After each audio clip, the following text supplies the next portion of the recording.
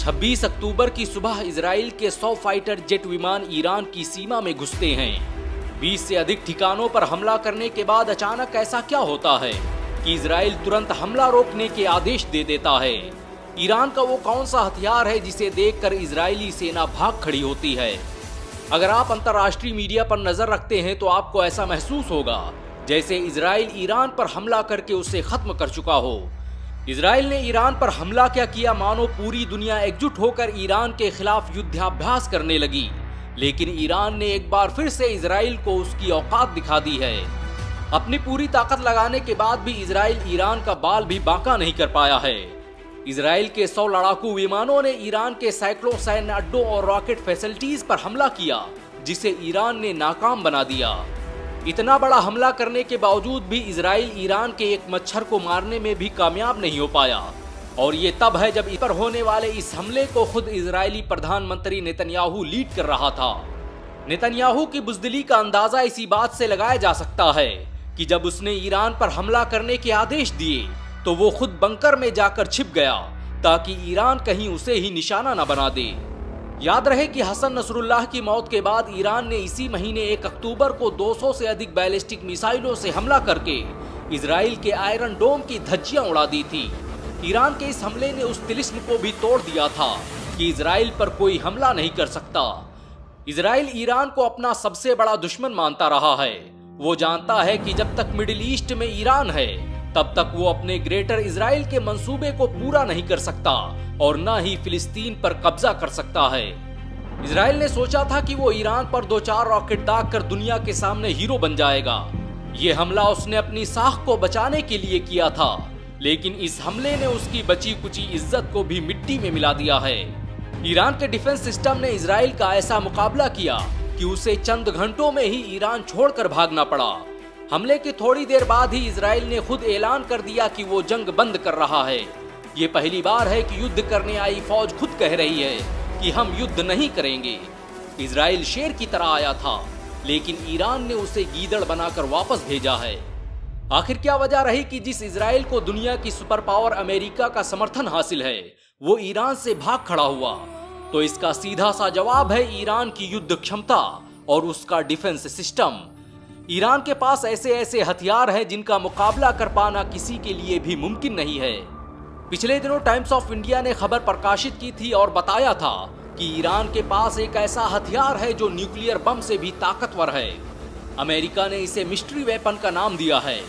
इस हथियार की ताकत का अंदाजा इसी बात से लगाया जा सकता है कि पिछले दिनों जब ईरान ने इसका परीक्षण किया तो ईरान से लेकर इजराइल के पूरे इलाके की धरती कांप गई। और माना जा रहा है कि जब इजराइल के सैनिक ईरान में घुसे तो उनका सामना इसी अघोषित हथियार से हुआ जिसने उनके वजूद को हिलाकर रख दिया। ईरानी मीडिया ने एक वीडियो प्रकाशित की है जिसमें देखा जा सकता है कि हमले के वक्त इजराइल के प्रधानमंत्री के माथे से पसीना छूट रहा है।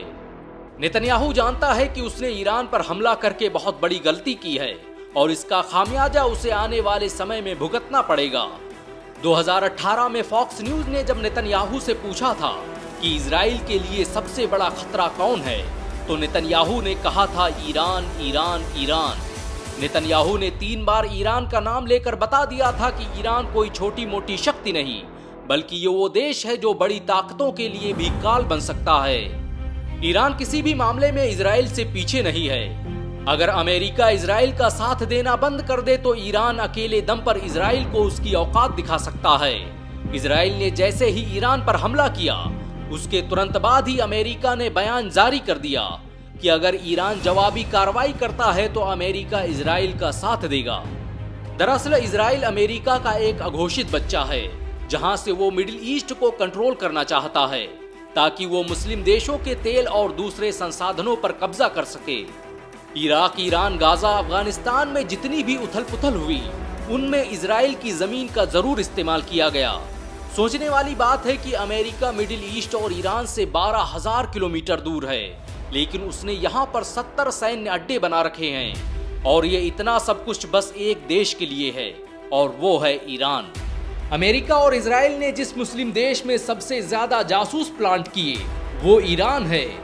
इजराइल ईरान से बचने के लिए हर साल $24 बिलियन अपने हथियारों पर खर्च करता है। ईरान की आर्मी इजराइल से 5 गुना बड़ी है।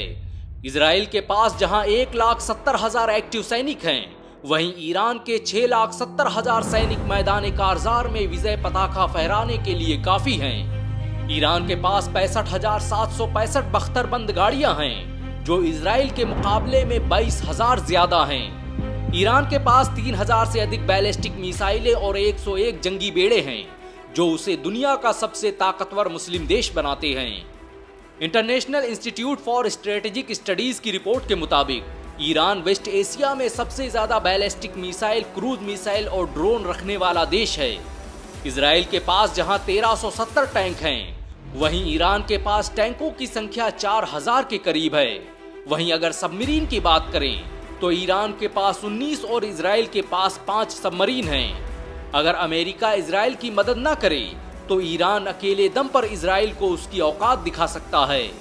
ईरान के पास ऐसी मिसाइलें हैं कि वो इजराइल के आयरन डोम को भी भेद सकता है। पिछले दिनों जब उसने इजराइल पर एयर स्ट्राइक की तो उसका आयरन डोम भी ईरान की रॉकेटों को इजराइल पर गिरने से नहीं बचा सका। ईरान की हाइपरसोनिक मिसाइलें साउंड की स्पीड से 5 गुना तेजी से हमला करने की क्षमता रखती हैं। ईरान पर किए गए इस हमले ने पूरी मुस्लिम दुनिया को एकजुट कर दिया है।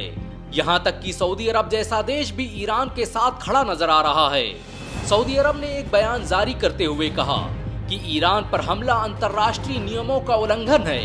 ये हमला ईरान की आजादी और उसकी स्वायत्तता पर हमला है। माना जा रहा है कि 57 मुस्लिम देशों का संगठन OIC इस मुद्दे पर आपातकालीन बैठक बुला सकता है। ईरान ने भी साफ कर दिया है कि वो इस हमले का जवाब जरूर देगा। अरब देशों को समझना चाहिए कि इजराइल सिर्फ गाजा तक ही नहीं रुकने वाला, बल्कि उसके ग्रेटर इजराइल की सरहदों में मिस्र भी है और मक्का और मदीना भी। इजराइल की स्थापना करने वाले यहूदी थियोडोर हेजल ने कभी लिखा था कि इजराइल तब तक मुकम्मल नहीं होगा जब तक उसकी सरहदों में इराक, ईरान, मिस्र, जॉर्डन और सऊदी अरब न शामिल हो जाएं। अब सऊदी अरब में बैठे शाहों और मुस्लिम दुनिया के हुक्मरानों को सोचना होगा कि उनका अगला कदम क्या है। ईरान पर हुआ ये हमला बस ईरान पर नहीं बल्कि मुस्लिम देशों की गैरत पर हमला है। सबसे बड़ा सवाल तो यही है कि अफगानिस्तान, इराक और गाजा के बाद क्या अमेरिका ईरान को भी बर्बाद करने वाला है? ईरान जब तक जिंदा है तब तक फिलिस्तीन पर इजराइल कभी मुकम्मल तौर पर कब्जा नहीं कर सकता। क्या आप मानते हैं कि सभी मुस्लिम देशों को एकजुट होकर ईरान का साथ देना चाहिए? नीचे कमेंट में जरूर बताएं। अगर आप ईरान का समर्थन करते हैं तो इस वीडियो को लाइक और शेयर जरूर करें। ऐसी और वीडियो को देखने के लिए हमारे चैनल को सब्सक्राइब करें, बेल आइकन जरूर दबाएं।